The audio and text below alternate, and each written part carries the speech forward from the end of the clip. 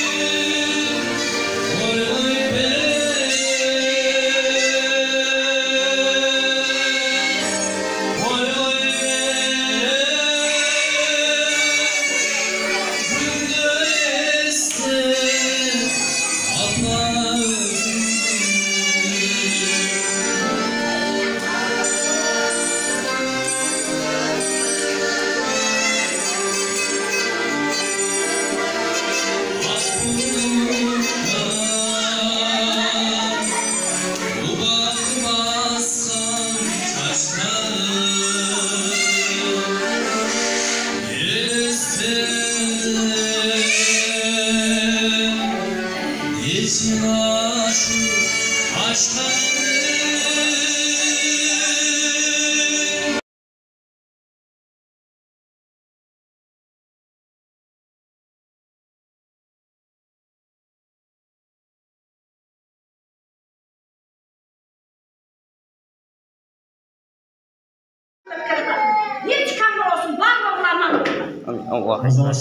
Barımızlara ders alıp alayız. Beklediğimizde tınışlık olsun.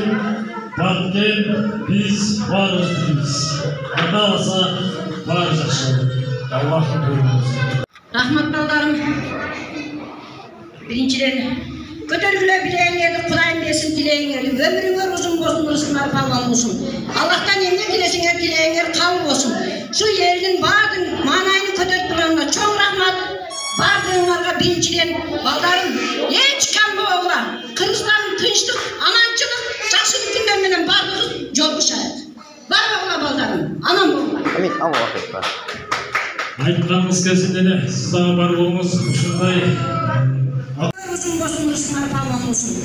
Allah'tan emne dilesinler, dileğinler kavul olsun. Şu yerin vardın, manayını kötülük bulanına çok rahmat. Vardığınlarga birinciden ballarım.